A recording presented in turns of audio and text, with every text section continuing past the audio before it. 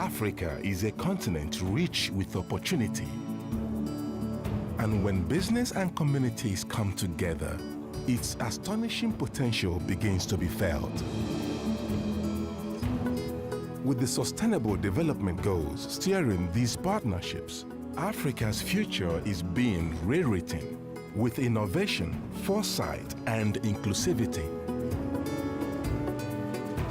Crossing the length and breadth of the continent, our journalists uncover these stories and share them with the world. Join us now for remarkable stories of partnerships across Africa, building the future and changing lives. It's Africa's time.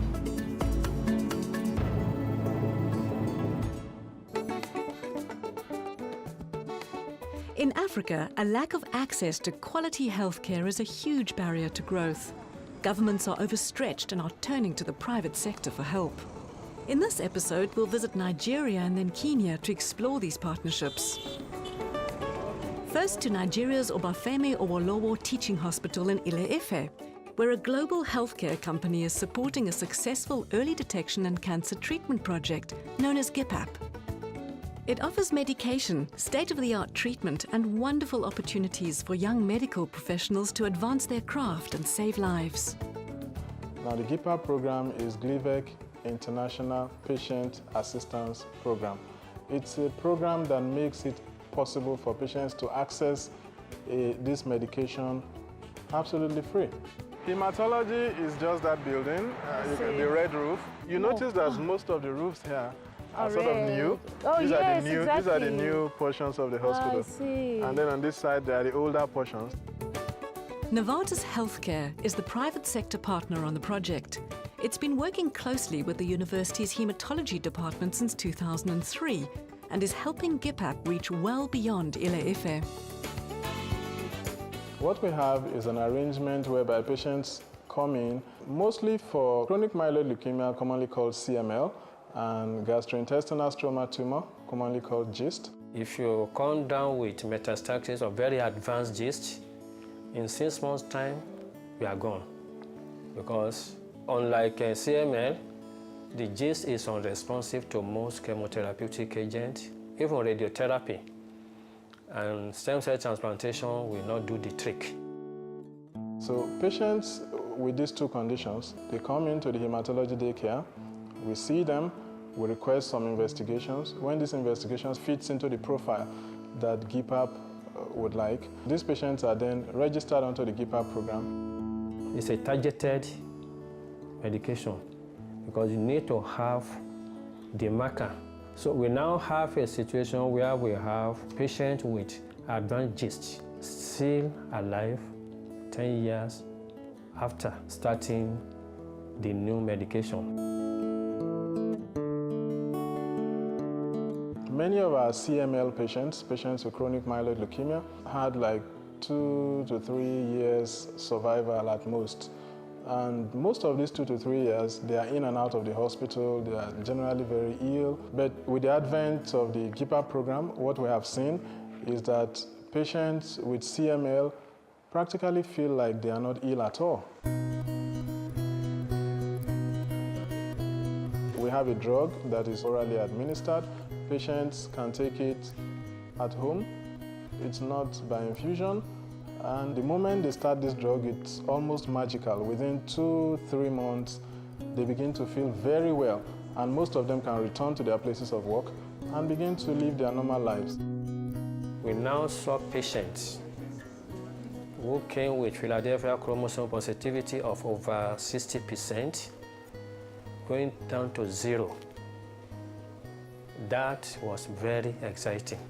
But the impact of GIPAP is on more than just the patients. Adiola Adeniyi is a 30-something medical professional, and the program is allowing her to practice the kind of medicine that she's dreamed of since childhood. One of the happiest days of my life was the day I graduated from medical school. I called my parents and my siblings. I started telling them, I'm now a doctor, I started telling everyone was happy for me. I decided to specialize in hematology during my internship.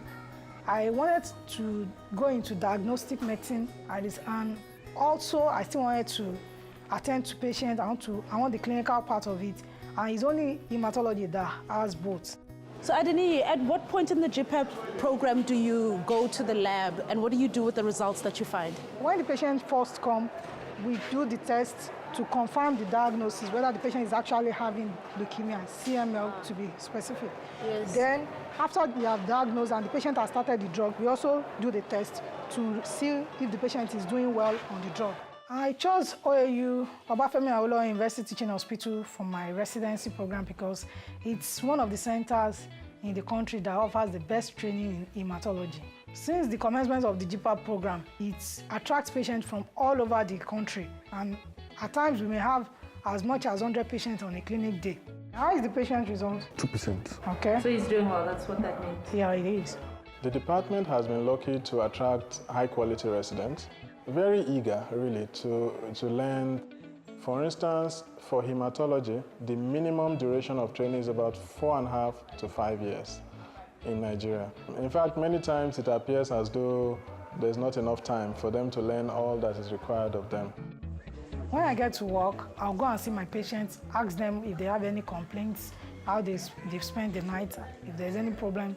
And then after that, I'm going to collect their sample to run their blood test. I usually do that twice a week to see the level of their blood, how they've been responding to the treatment that we're giving them. During that process, any of my senior colleagues may call. They will also come and join me on the ward to see the patient together. After I'm done with that, I try and study as much as I can. I have another home in Osogbo where my family is, but this place is very close to the hospital. And my flatmate, she's a nurse, and she's been wonderful. Alpha, what did you cook now? I'm going to make.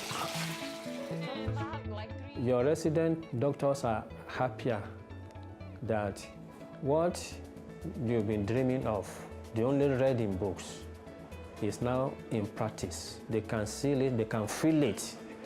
The patient themselves can say, something is happening to me. In Nigeria, a pack of the drug for a month's drug costs about 600,000 naira. Where are they going to get that kind of money? But the GPAP program has subsidized this for them. They're not even paying for the drug. It makes it available for them free of charge. And it's actually helping them. GPAP is an amalgam of, there's Novartis on the one arm, there's Axios, there's the Max Foundation. These three organizations, private in their own right, came together to provide this access program. And Novartis, as a private sector company, we take our role very, very seriously. However, we know that we cannot do everything alone. We need partnerships from governments, from NGOs, from hospitals, from hospital groups. We really want to work with the healthcare professionals. We want to work with the pharmacists. We want to work with everybody who's a provider in healthcare to streamline the distribution of medicines and create proper access. Public-private partnerships have really been able to catalyze transformation by giving people access to healthcare that wasn't available to them before. So not only does this mean that the death rate is lowered, but it also changes people's perceptions around chronic illness and disease, making them feel that it's not a death sentence and they actually have hope for a better life. It has really brought back if you can say, the humanity in some of these patients. They can go back to their places of work, they can be part of their family, they can enjoy their free time. And we have seen, for instance, 1 year survival is about 95–96%, 2 years is about 90%, 5 year survival is about 75–78%. When somebody heard that I have a cancer, they think the end has come. Now we counsel our patients and tell them that having CML is just like having an hypertension or having diabetes, that you just have to take your drugs for life. And that's what GPAP has made for our patients. It has revolutionized the treatment of CML in this country.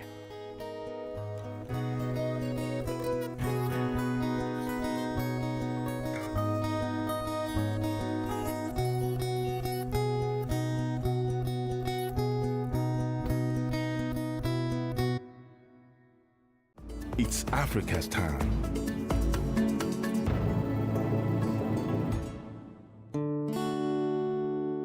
We We've just been in Nigeria exploring the impact of public-private partnerships on access to healthcare and how a unique program called GIPAP, funded by Novartis, is saving the lives of so many cancer patients through screening, treatment and medication. Now we're flying to Nairobi, Kenya to see how the program is faring there. Former banker Ferdinand Mwangura is a cancer survivor with a big story to tell. A beneficiary of the program, he's now become a patient activist, supporting others and lobbying for access to quality healthcare for all. It started with very severe symptoms. I had lost a lot of weight and my skin color had completely changed. I had a very sharp pain in my abdomen, and this prompted me to look for a doctor. I was diagnosed with chronic myeloid leukemia, a form of blood cancer. Yeah. When you were working as a banker, did you ever imagine that you would end up spending most of your life's work in a hospital? I never thought I would even be visiting a hospital that often, but life has its own ways of changing, and I appreciate everything that has happened so far. Yeah. The GIPAP program has been housed at the Nairobi Hospital, and the hospital has the required diagnostics and lab tests which are very essential for the well-being and monitoring of the patients. Also, the oncologists and other physicians who support these patients and give their consultation free of charge. My story about surviving cancer has been full of joy and some very tough moments. I cannot underestimate the importance of family. Family is key. Family is stability, family is continuity. So they are very important to make me stay afloat. However, I am cautious that every bit of my life has to be approached with a certain measure, because I'm cognizant to the fact that I'm a patient. Currently, we have about 663 patients in the program, and this program has been running in the country for the past 12 years. There are patients who were first enrolled in the program 2004, and they are still living and continue with the productive life. I started advocacy immediately after diagnosis, and I realized that was more or less like a calling, my path towards life. Ferdinand is the current chair of the group called HENZO, a group that was formed by the patients in the GIPAP program. So he does the coordination of the activities of the patients. Having been through the program himself, Ferdinand is a source of inspiration, comfort and information to other GIPAP patients who come to the hospital twice a month on clinic days. He's a passionate educator, helping fellow chronic myeloid leukemia patients stay positive and function optimally while on their meds. I put a lot of emphasis on psychosocial support. It equips the patient with the right tools to survive. And this psychosocial support is also extended to the patient's families. He also travels around the world, picks up information. He also organizes meetings with us where we give talks to the patients, explain to them their diseases, explain to them their symptoms, the side effects of the medicines, what to expect. Treatment is definitely holistic. Treatment does not involve just taking your medication. First and foremost, you need to ensure that you're eating well, your diet. Second, you have to be active. Psychologically, you need to be at peace with yourself. What I admire about Ferdinand is that he's made himself a valuable resource to both patients and to healthcare professionals. For patients, they can access him for emotional and psychosocial support because he's walking the journey of surviving cancer. And healthcare professionals can use him to disseminate important information to patients in a way that is personable and understandable, therefore empowering patients and helping them to take ownership of their own lives. As a force, when they are together and there is a challenge, then they approach this as a group And it's better to have a group speaking with one voice through one representative. I live to make an impact, and that is what gives me the energy to wake up every day. And it is very satisfying. It is very fulfilling. Public-private partnerships are not only helping with access to healthcare in urban spaces, but in rural areas as well. We're off to the Familia Naweri Community Screening and Education Program, also funded by Novartis, in Kirinyaga County, Kenya, where mobile clinics offer early detection and treatment for non-communicable diseases. A passionate call by community health facilitators reminds locals that the clinic has come to town. Mimi nilikuwa nikitoka huko kwa samba kuendea ng'ombe, alafu nikasikia nikiwa huko kuna wandaktari wanakuja na wanaangalia watu msuri, nikatamani kukuja.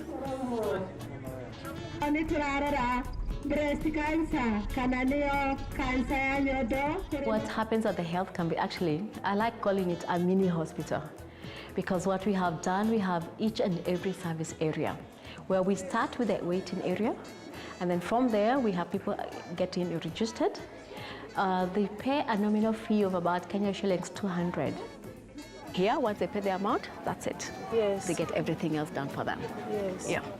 And does it always happen just at this primary school? No, it doesn't. We move around the locations. We have where they have the community health facilitators. They work in different locations. So today we are here.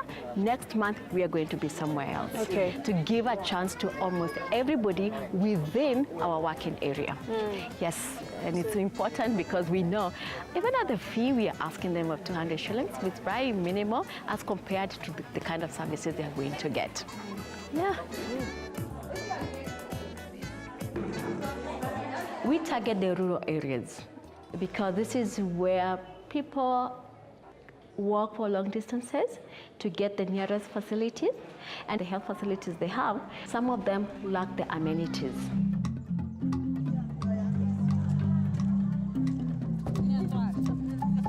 Kwa sababu nilisikia wakisema mambo mazuri sana, kwa maana tunakuanga na sinda ya mwili. Unaenda hospitali, unaandikiwa dawa, unakuja unakunywa, halafu hiyo kitu inarudi tena. Nao walikuwa wanasema ati watatengeneza watu mzuri.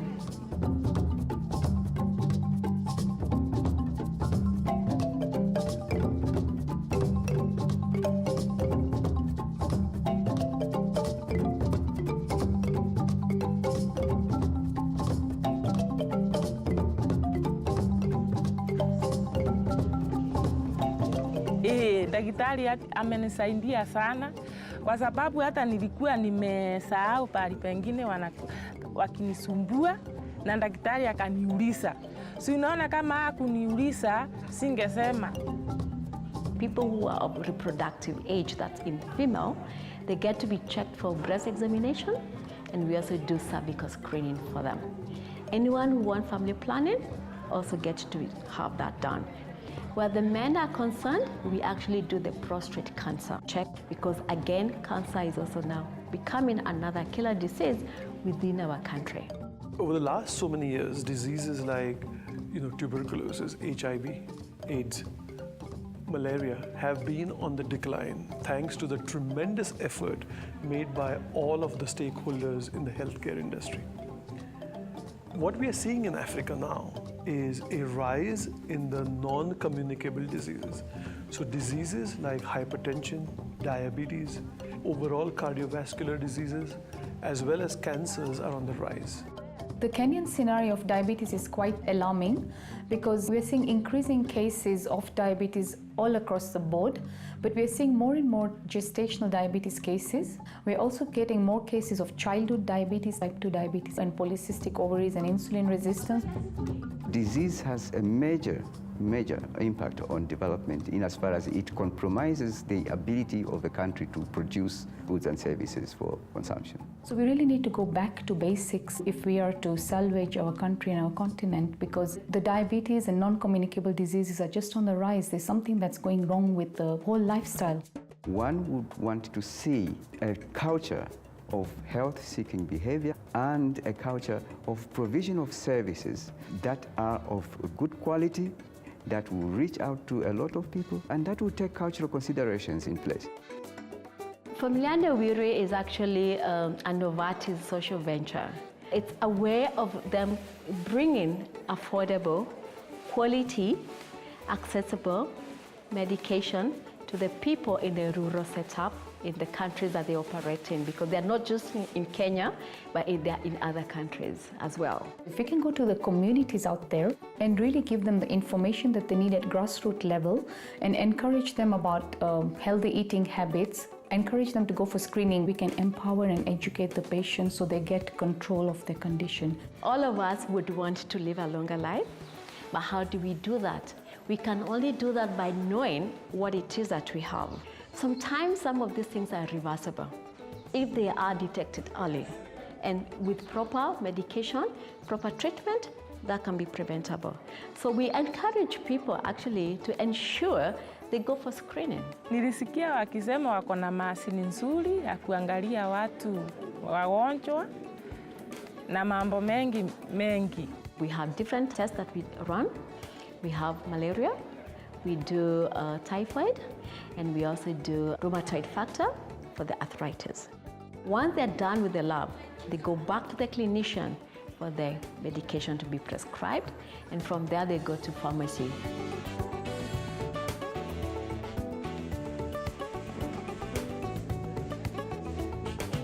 Sasa vile mimi nimeona kweli nitasaidika. Kwa sababu sikuwa nafikiria hivyo. Nimeona kweli nitatengenezwa na nitafaidika.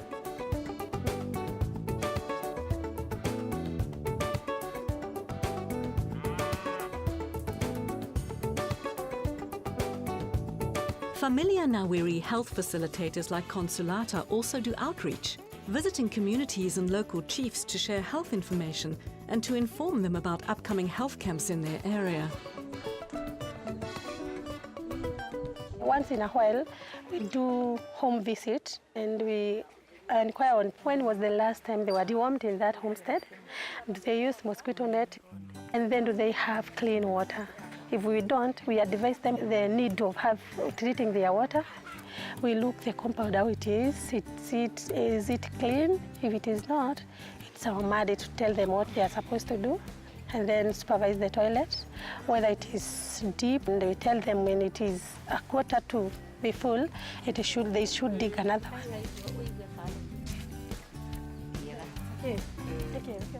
And then after that, we also look for whether they have somewhere to put their rubbish. And then after that, we visit the bathrooms. If they are not clean, we advise them on how to do it. And then we go on and ask them whether they have soap in the bathroom, how many people use these bathrooms, and then whether they share the towels. Because you find them in some homestead, they use one.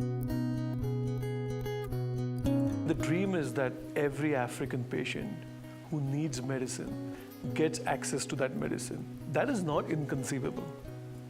If the private sector, companies like Novartis, are able to partner with governments, are able to partner with NGOs, and everybody really works towards this common goal, I think creating a universal healthcare in Africa where patients can get access to life-saving medicines is not a distant dream. And Novartis is right here in Africa wanting to make those investments and grow with Africa.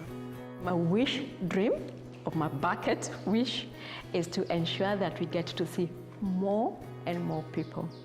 And in the process, we can be able to do even more services than what we are currently doing. I'd like to see us doing something like dental. I'd like us to do something like optical, to be able to give a one-stop shop to the people who come to the health camp. That is what I'd love to do. I'd love to see that.